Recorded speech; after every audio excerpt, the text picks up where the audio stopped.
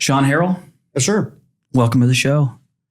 So glad you're here. Thanks for spending time. We were catching up a little bit, so I want to kind of recap some of that. But introduce yourself. Tell people who you are and what you do. Oh, I'm glad to be here. My name's Sean Harrell. I originally started with Cumberland Heights in 2010 in the First Step program. I've worked in the treatment of addictions since 1994. I came to the dance. My formal education is in psychiatric nursing. I started out in Southern California and hit a terrible bottom and moved to the South, convinced that they weren't drinking or drugging in the South after umpteen treatment centers out West. And I found that they had been having a party in the South, and I hit bottom outside of Birmingham, Alabama. Got sober, spent about a year in Alabama and came here. Spent some time sober, learning to be sober, probably about a good 4 years before I returned to working in treatment again. And that was crucial for me. And started here in the First Step program and have just taken on so many different roles over the years and left at one point and did some other things and started a facility and revamped stuff and did some business development and always been a big fan of still waters. Day one, Jeff Browning and Jason would come out, or Heath, and we would get into these conversations about the fire. They were doing something down there where they were delivering the 12 steps. And I used to go, wow, an hour would pass and we'd be in front of the FLC. And in 2019, I was diagnosed with a rare neurological disease called trigeminal neuralgia, nicknamed the suicide illness. Can't make this up.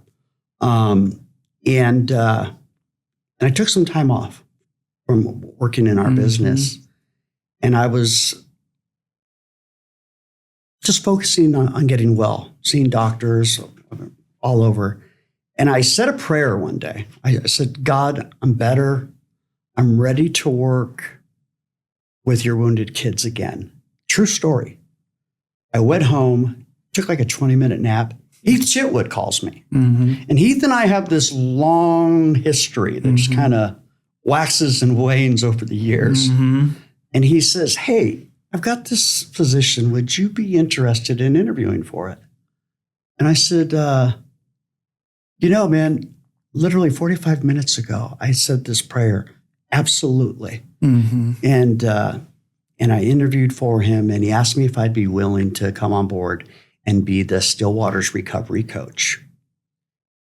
And in a really cool way, it kind of kicks off where I left Cumberland Heights in 2015, 5 years later, because Dale and I were involved in developing the first version of, we were involved with these, buying the software that we would put a coaching attachment to it. We were trying to somehow get data. We didn't even know what questions we would ask. And I left and I got to pick up right there with just the coaching component. And I jumped on it. And it's been about 5 years now. 5 years. I didn't realize it. And I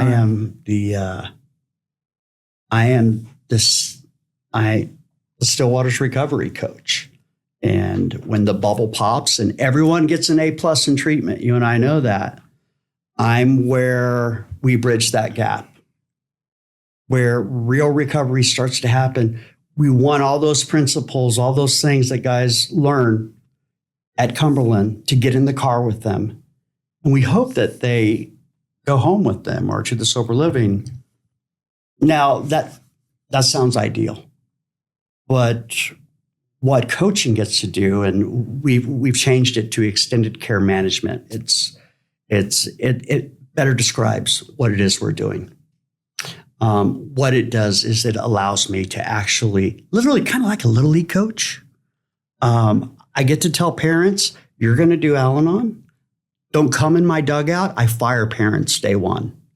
You're off the team. You don't get to ask him if it's a great analogy, actually. Well, it is. Because if you've been a little league parent, you know exactly what you're talking about.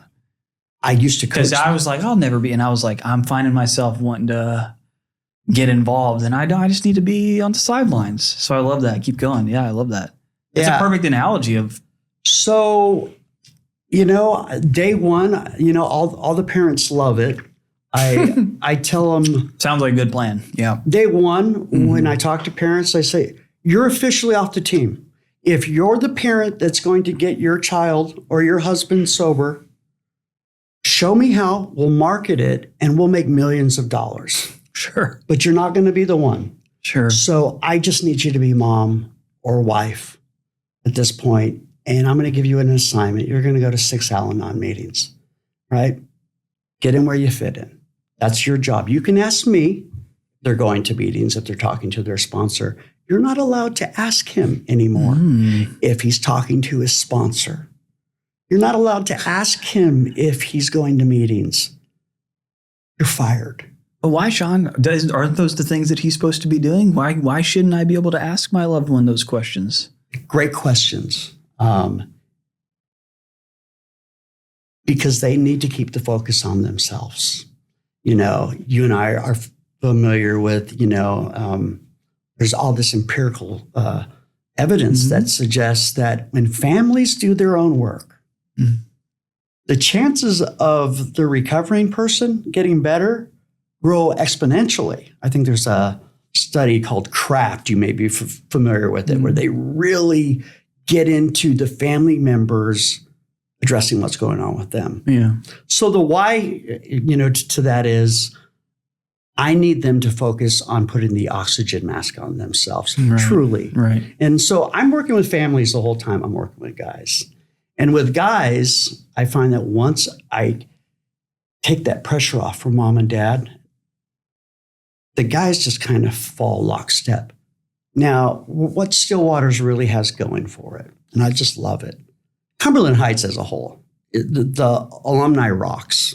The only thing I would liken it to is maybe Betty Ford. Like the alumni here rocks, but the brotherhood at Stillwaters, it is a breathing, living organism. When my guys get out of Stillwaters, they're being introduced to these guys on Sunday night. They're at their local, don't break anybody's ananimity. Sure. 12-step community. Yeah. Yeah. And they're there. And they got this bond. Like, did you work with Taylor? Oh, yeah. But isn't that bond everywhere, Sean? Like, why do you think, what's different about Stillwaters, like from a treatment model perspective than maybe otherwise we would just refer to as traditional rehab? Is it different? Yes. Yeah. And I know that's not, and here's why. Stillwaters does not call itself treatment, right? Stillwaters is a 12-step immersion. Back in 2011, I did my first tour out at Stillwaters, and I visited, and Heath was out there. And I thought it'd be really cool to say, so Heath, what do you want these clients to get when they leave here? Right. And he looked at me, just, how intense he can be when he's serious. He says, I want every man to leave this place with the relationship with the God of his understanding. Yeah. And it was a mic drop moment. And I was like, oh, that's what this is. Yeah. And so I think Stillwater spends a lot of time having them ask themselves, are you your brother's keeper? Yeah. What are you willing to do for him? The great paradox of recovery is it's in seeking you, Nick, that I actually ultimately find freedom. St. Francis talked about it. That's what they're teaching down there. Yeah. I think too, like for somebody that might be curious about the topic and like trying to understand like what Sean is talking about in terms of a 12-step immersion program, I've started referring to it as 12-step living, because that's really like, so the program is not licensed in the same way that a traditional inpatient residential program is licensed. That's right. So, and it's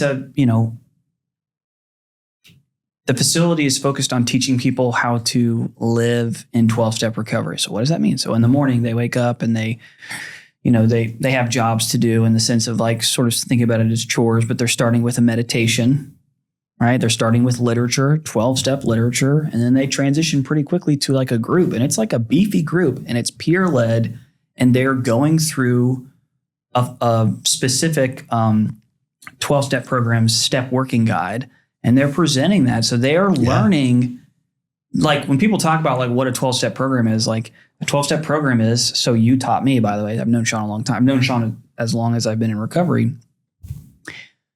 12-step programs is about working the steps. It's about practicing the spiritual principles within the steps. So Stillwater's, what I love about it is they're really they're like, if you get a little introduction and you get a treatment plan and traditional care and a continuing care plan, and like really it's best as a stabilizing force so that you can, continue to engage in some sort of support after care. I mean, that's the design. But Stillwater's is what we offer for people, for them to really learn how to be genuine, honest, open, vulnerable. That's what you're talking about, being my brother's keeper. Yeah. And it's different. Yeah. It's different. There's a magic, and that's not to take away, Nick, because I've seen people come in here and do 30 days at Cumberland Heights that I know that have been sober for doubt. For 30 years. No doubt. I know people that just did IOP. Mm-hmm. People's needs are different. Mm-hmm. So I think ultimately the higher power knows exactly what this is God's economy. I've learned this now, right? People wind up exactly where they're supposed to be to hear the message where they need to hear it. Sean, why do you think it's so hard for us, our kind people, to get clean, to get sober? I think other than our denial systems being so intact that even the idea about entertaining the idea that there could be something wrong with me scares the hell out of me. Yeah. And I will do everything in my power to avoid real or imagined pain. I think that's that big hurdle, The truth is, we find out later that fear is a mile high and paper thin, and everybody has this moment where you go, I need only walk through it. We pole vault over mouse turds, right? Because you and I have seen addicts take on big issues, death and loss in their community, and they rally. But you give them a difficult job interview, and they fragment. Yeah. I love that question in the step working guide that talks about, I'm not going to be able to quote it exactly, so nobody come at me in the comments of this later, but essentially the sentiment of the question, I believe it's in the first step, do I fall apart the moment things don't go according to plan? Yeah. That's kind of the paraphrase. So it's interesting. There's 69 questions in the first step, and I've never forgotten that one in particular. I wonder why that is, Sean. Not to get into my step work today, but like, it's interesting what we choose to hold on to and the tools that we come in here with and the ones that we don't, and how we're challenged to really change. Something else that's interesting to me is like recovery tends to really not be at all anything about alcohol or drugs. Oh, yeah. And, that's a kind of a misnomer. I assumed, in my own experience, that it was just going to be really learning, like, because that's what it seems like logically. Oh, they're going to teach me the tools to not drink or use drugs. That makes logical sense, and that's not what happened to me. Right. I come here thinking so if I just remove the drugs from my life, brother, problem solved. I can go back to life. And what I find out is these tools are actually going to be the thing that light the path for me to have a life for the rest of my life, one day at a time. I mean, I get to see you, not to flatter you, but genuinely, you were one of the first groups When Jaime and I were over here, when it was the YMG, and Adam Downs and all these guys were coming up, and Hugh was talking about this Texas Tech thing. Yeah. All of y'all you were trailblazers, right? Went out there, and I don't think you expected any of that to happen. I remember sitting at my dining room table and listening to your story of how you got here. And this thing doesn't care about demographics. Yeah, no doubt. And so, we wind up getting, they say expect a life beyond your wildest dreams. And, my wildest dreams were pretty damn wild. This thing gave me a life. Funny story. When I got sober, Nick, all I wanted was my first wife back. I met her in the 7th grade while we were playing Oregon Trail, right? And deep cut. Yeah. Yeah. And I remember I was outside this clubhouse in Birmingham, Alabama. And I said, man, I was talking to this old timer, I just want my wife back. And this guy named Percy, some old Southern men have high-pitched voices. Yeah. He looked at me and he said, Sean, what in the hell do you want with a wife? You could have mine. And brother, I didn't get my wife back. Instead, this most remarkable thing happened. That woman, through the steps and the work, became a sister. And her and I got to co-parent. And on any holiday, my children were raised by having, 2 sets of parents. That's recovery stuff. You got to see my kid when he was little. He's about to graduate from college in 6 weeks. One is teaching medical students in Charlotte. How does this happen? Not surprised by that one bit. I just wanted my wife back. Right. And the 12 steps were that thing that kind of lit the path. I was told, if you work these steps, Sean, they'll take you anywhere you want to go. But I won't negate this, that there are other paths.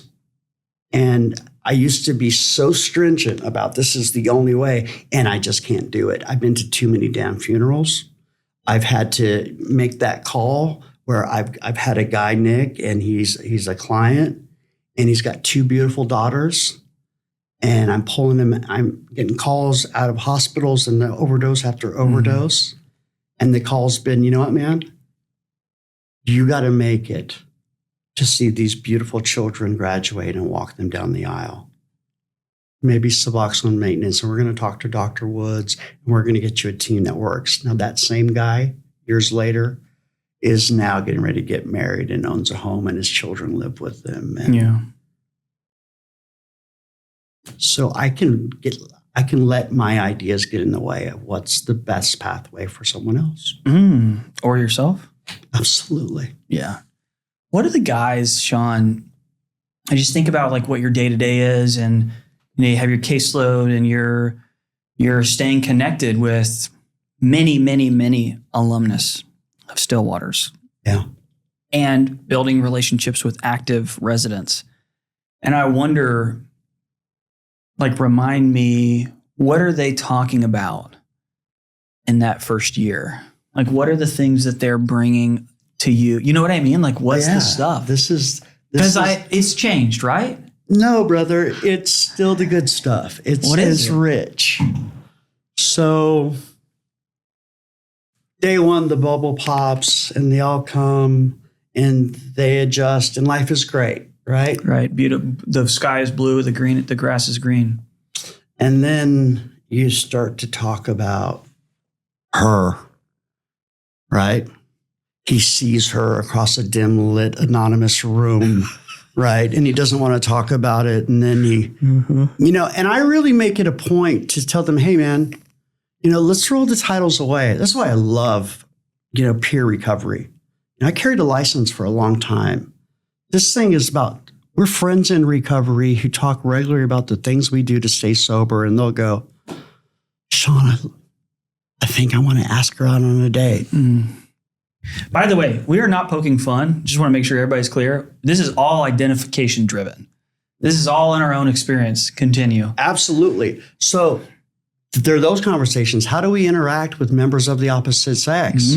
Or, For real. Or you know what? Or however someone identifies, Sure. right? We're navigating that. People have these needs, and they're the same as anybody else's needs. The conversations are money. We all want to make money, right? Not all of us. A lot of them are so fixated that they've lost all this time Right. as a result of their addiction. They've got to get back to it, and they're behind all their peers, and they need to be making $35 an hour right now. And I'm like, I'm out. The other thing is they've missed out on their education. I've had the proverbial guy wake up 52 years old and look at me over sushi and go, Sean, I got to go back to school, man. There's a lot of shame attached to that stuff. Yeah, so I was just thinking of that word. A lot of it. And there's something about sushi and a Coke, and two guys being honest with each other for the sake of being awkward. Right. God shows up every single time, whatever you call it. And the next thing I know, I say, well, you know what? Let's look at this school. And on Wednesday, we're touring a campus. So yeah, it's the same stuff, I think. Does that answer your question? Yeah, I mean, it also just reminds me about, like, I told you before we started, like, I'll celebrate, if I make it, 16 years next month.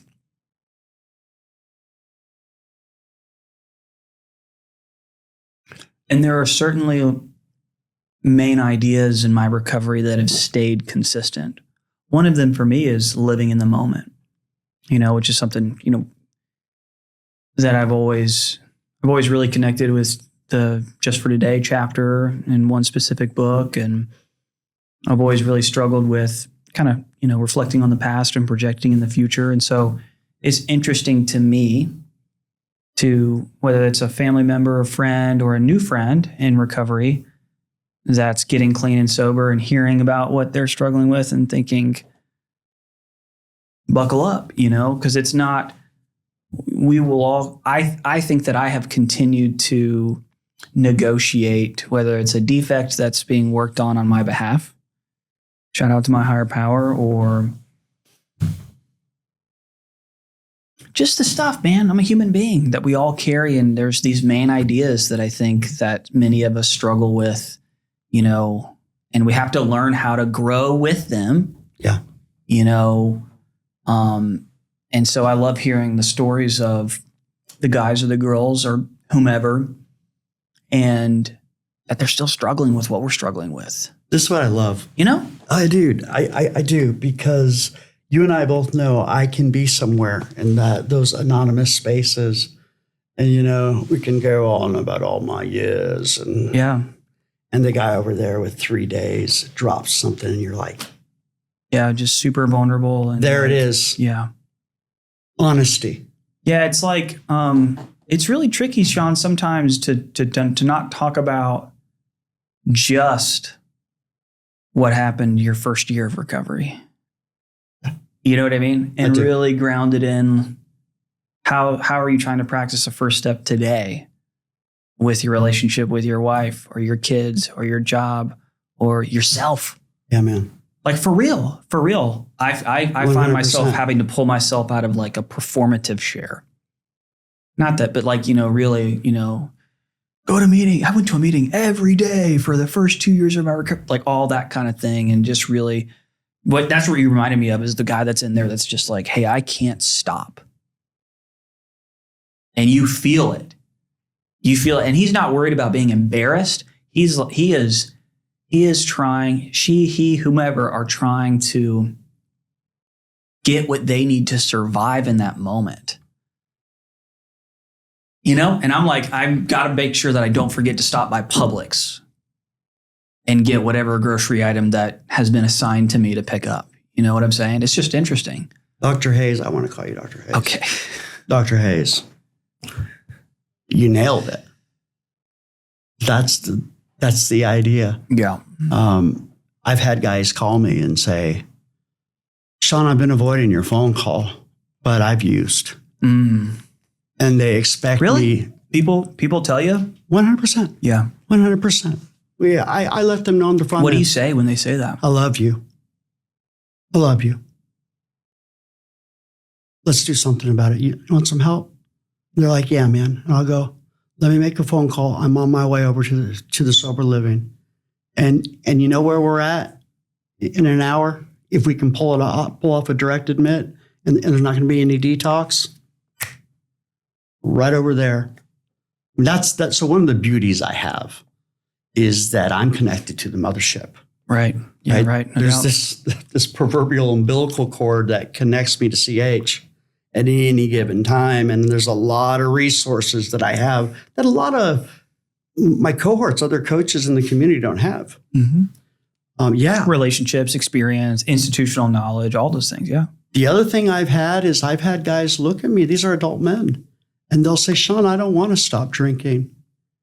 And I'll go, okay, well, let's have lunch.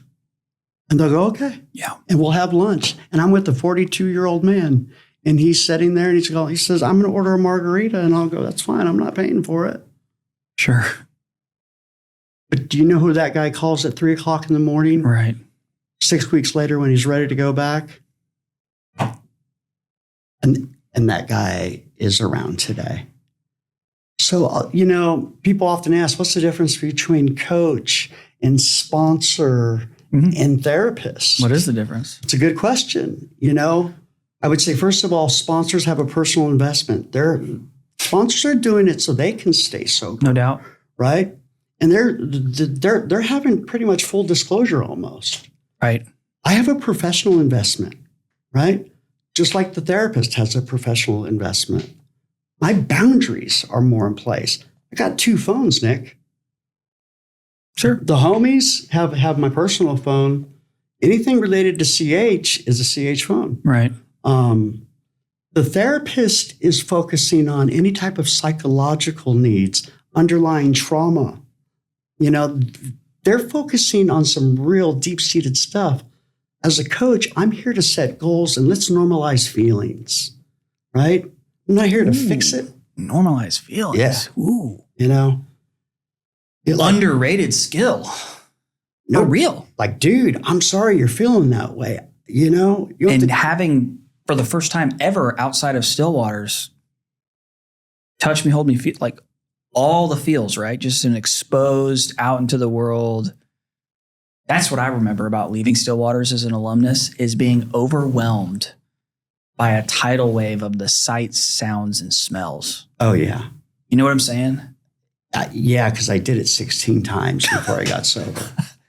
Just feeling like, man, we just went through all this step work. I wrote a spy, like really doing it for the first time. And then leaving and being like, oh my gosh. Yeah, brother. I need to go straight to a meeting, which I did, And isn't that insane that you actually bridged that gap? What was going on with you where you left and did go to a meeting? Because that's not always the case. I think what was going on was, at the time, I'm just one example of recovery, I was a college dropout. You remember, I was 20 years old, had long hair. So just picture that. And I wanted to reclaim what I thought had been lost, which was I wanted to go back to the college that I wanted to go back to. I wanted the relationship back that I thought was great for me at that time, and Stillwater's helped me. I'm really genuinely like that 12-step immersion process. God spoke to me and relieved the pressure of feeling like I had to be somewhere else that I wasn't. through the relationships. Now I had to be honest. I had to write on the steps. I had to be willing to do all that. And when I took that little, because I saw other people do it, and I was like, okay, maybe, just maybe this might work for me.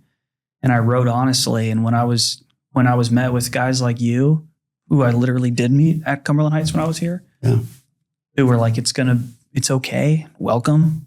That's what changed. That's where I was like, oh, that was the first spiritual principle that I received, was hope. Yeah. And so then you just build. And so when I left, literally with my dad, picked me up, Heath is waving, whatever, driving down the driveway, right? That's my boy. The feeling I had was, I need to replicate that. It was just survival. It wasn't because I was trying to get a punch, like a frequent flyer thing or anything like that. It was like, I'm now uncomfortable. My dad hasn't really been a part of any of this experience. This is just a new relationship that I'm discovering.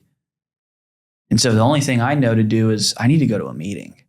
I need to get into an environment that is familiar to me. Does that make, it's just almost animalistic. Yeah, we're talking about needing it like your next breath of air. Yeah, yes. And when I showed up, it was like, okay, today is going to be okay. Yeah. It's really a bizarre. One of the things I loved is when I came to Cumberland Heights, there was this spirit out here. You'd walk across the quad, people waving, and it says, we don't shoot our wounded, right? And, even though we're not AA or any other 12-step fellowship out here, we're no doubt, but we're down with the 12-step philosophy for sure. Yeah. But we're open to other ideas. And there was a camaraderie out here, and it happened to me. I think I'd been on board 6 months. It was back in 2010. And I'm coming out of the traditional adult building, and Jay Crossan sees me. And I introduce myself. Crossan, he's a CFO, man. Hey, man, Sean Harrell, it's a pleasure to meet you. Mm-hmm. And the guy says, Sean Harrell, I've heard good things about you. I expect good things from you. You walked away, and I was like, that's rad. I don't care what anybody says. It meant something to me. Sure. Because I walked away, felt like, you know what, I mattered. Yeah. That's the vibe you get here. That is carried on out there. Where do you think God is leading Cumberland Heights next? And if you had to choose one thing to change about our team, this place, what would it be?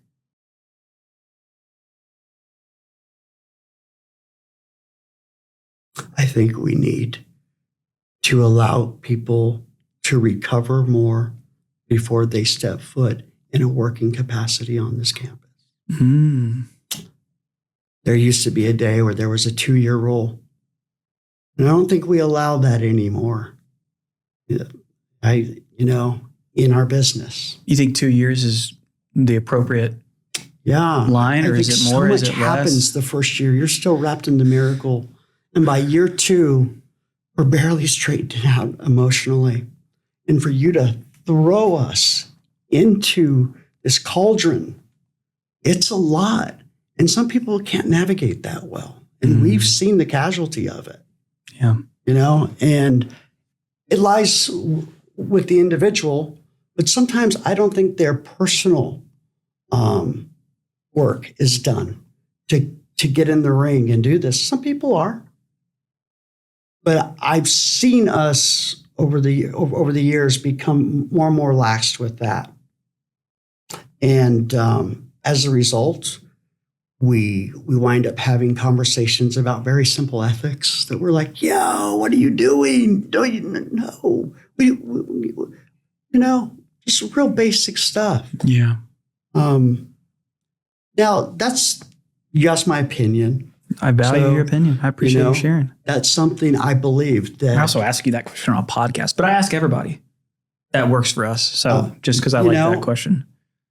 That's what I've seen. Yeah. Because I've seen the casualty rate too. Sure. And I also have seen the quality of care. Yeah. Right.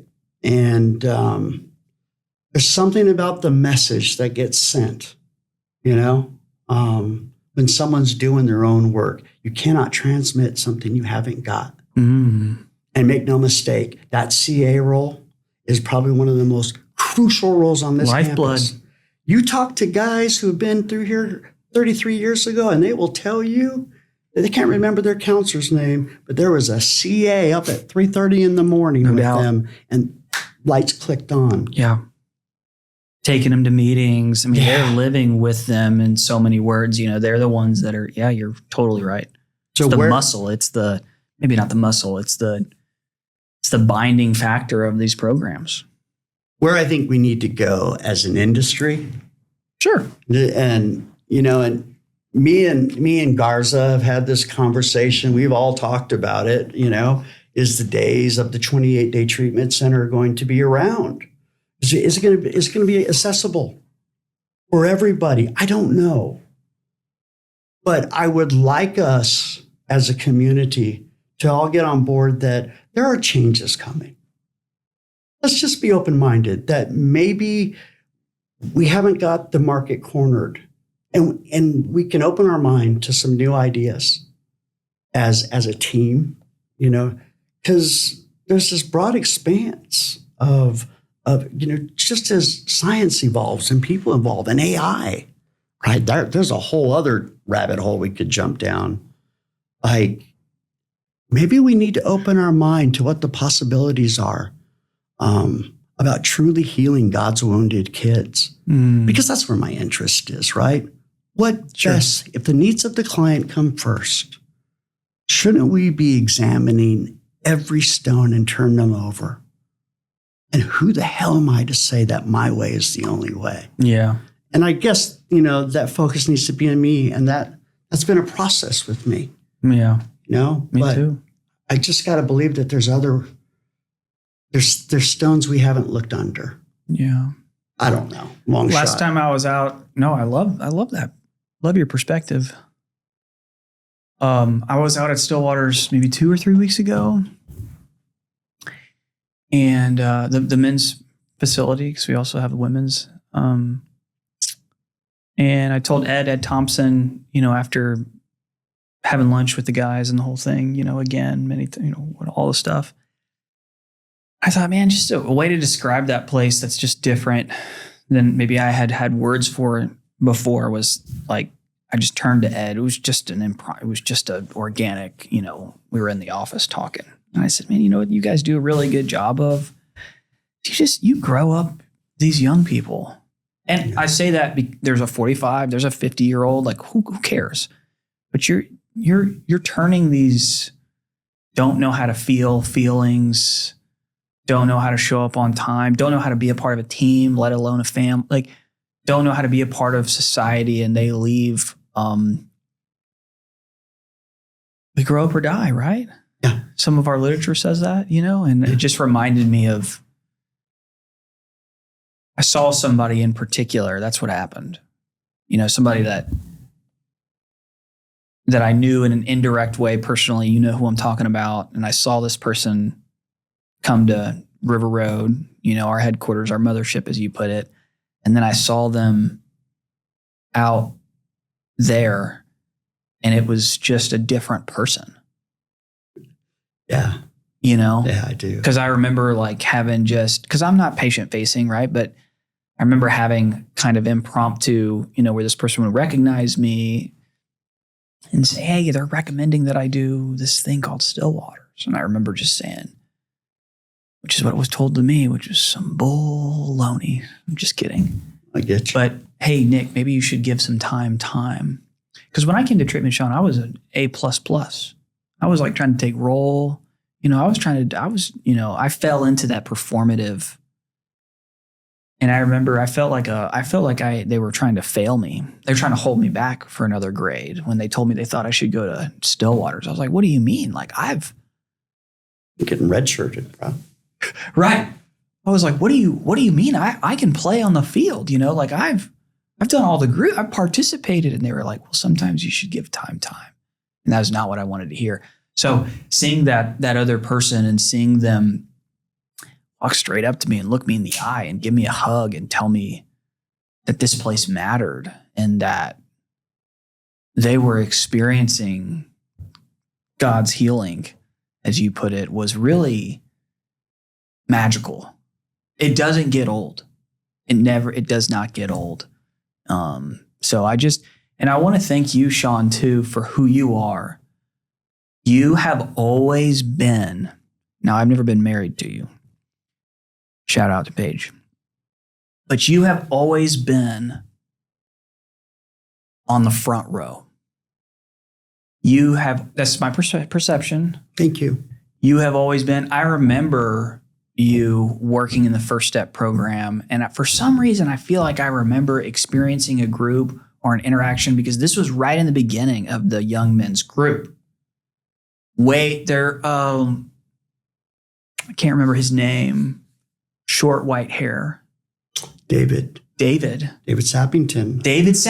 I inherited it from David. Yeah. So I remember the feeling I had as a community member being around you. And the feeling was, this guy is telling me the truth. This guy is leading with vulnerability. You know what I'm saying? Like I know it's hard to, there are sometimes, so I have always, in the most healthy way possible, envied that way of being that you provide to people. And I think it's a gift that God has given you to really show up for people. And I'm not even talking about the time card, because there have been literally hundreds of times in my first few years of recovery that I would show up to your house, show up to Paige's house, and process, and by the way, not just me, but like 25 other people, in and out of your house. And we all learned a lot about how to live and practice spiritual principles because of the choices that you and Paige made 16 years ago, 15, 14 years ago. Thank you.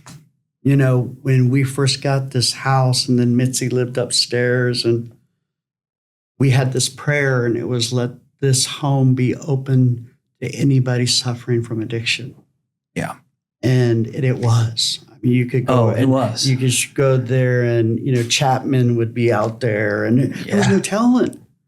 Like, we all kind of grew up with each other. I remember these days. Cool story that I just kind of feel is important. Because there was just a young men's tract on Thursdays and Fridays at 1:00. Guys would come over. They'd do a group. Yep. And this is circa 2009, 2010. Around 2010. Yeah. Sappington was doing it, and then he left IOP, and then I took over, and then Jaime was doing EC, and Jaime was doing some work with a guy named Connor, and he got his GED set up for this guy. And Jaime and I decided to take a pilgrimage up to the home where Dr. Bob and Bill Wilson met. It was this pilgrimage. And midway up there, we found out that Connor had passed away from Boris. That's what I called the disease of addiction. Okay. And it was just a sad day. And then we got a call later on that Sunday, and they were asking Jaime to lead up what we now know as the Young Men's Program. Jaime and I sat in the room where Bill and Bob met. I didn't know this. No, this is true school. Jaime and I are sitting in this room where Bob and Bill met. We just find out Connor's passed away. Jaime's going to take this on, right? He hasn't given his answer. We're sitting there and we go, young people recover differently. They're fire. They need something else. You can't look at them and hit them, but they go to 90 and 90 and you get your sponsor. Like, they need more.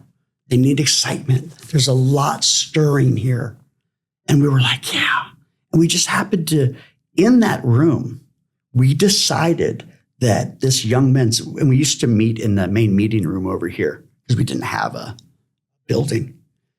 We decided that this was going to be set up in a pipeline to Stillwater's. And there were these, and man, this room swooned.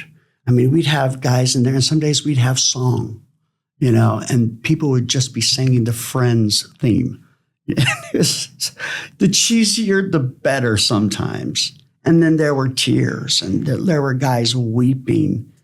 But it was a special thing, and it started in that same room. And I don't think many people know that.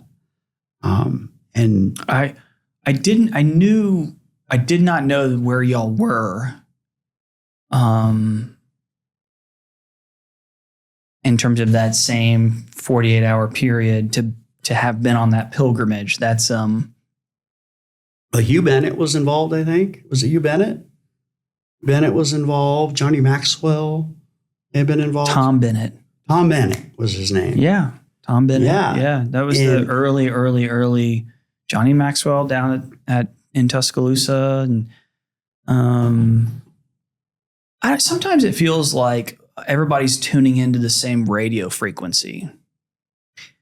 Like nobody sent it, Tom had built this relationship with Johnny, who Johnny was just solving a problem, which was he was identifying as a person in recovery in that community, was leading the university or the student health center at UA in Tuscaloosa, and people would just call him. This was not like an official university program. The guys would go over there and eat, right? Yeah. Well, and they, this dean would call him, this professor, this, and they'd say, "Hey, Johnny, we've got a kid that we wanted you to talk to." Like, it wasn't a part of his, you know what I'm saying? He was an administrator, but he was just like, well, we got to figure, and we would do this thing with, this treatment center that was in Alabama, and he'd send people to come in. And then they started hearing about this collegiate recovery. So it's just like everybody was paying, you know what I'm saying? I do. Like, it's not like there was some program that people got trained in. Jaime was here and feeling excited, and then he goes to Alabama, and now he's in Idaho and doing amazing. It's yeah. So sometimes I feel like God, as corny as this is going to sound to anybody in recovery, is doing for us what we can't do for ourselves in terms of letting us know what the next step needs to be. I've got another question for you, and one that we're getting close to wrapping up. But I'm sorry I've rambled so much, but no, Sean, not at all. I want to know what you would say to, the wife, the husband, the brother, the neighbor, the friend of the person being tormented by addiction. I say it often, is there is always hope. No matter how hopeless this seems right now, I have seen the most irreconcilable, the most impossible situations reversed. Put down your weapons, surrender, just, step 10 feet back from your arms and let the opposing army, in this case, your brothers or sisters, come and pick you up, or let the other mothers and fathers carry you. There's hope. I have to believe that. I do believe that. One of my mentors was a guy named James Luna. He's not with us. He's in the big meeting in the sky. He was the director of the men's program. He hired me. And he always talked to me about God's wounded children. Really? Yeah. And he and I, even after he retired, we would meet and have breakfast at Shoney's, and just felt like I was sitting in the presence of greatness. This guy was a counselor for 30 years, and it was just, and he referred to them, all of us, as God's wounded kids. And, we're all kind of these wounded healers, healing each other. And, I'm an enlisted man. I kind of came up through the ranks. Mm-hmm. And I believe there's hope. I know there is. I mean, I'm one of them. I'm looking at one. Yeah. So, yeah. That's what I'd say. Well, I love you, brother. We're lucky to have you. I'm really glad that you allowed us to schedule and figure all this out. Just truly thank you for spending time. For those interested in learning more about Still Waters or Sean's program that he's a part of, we'll have some of that information linked in the video below. As always, I have to ask, please like, follow, and share if you can. We appreciate you and see you next time. Thank you so much. Thanks for having me.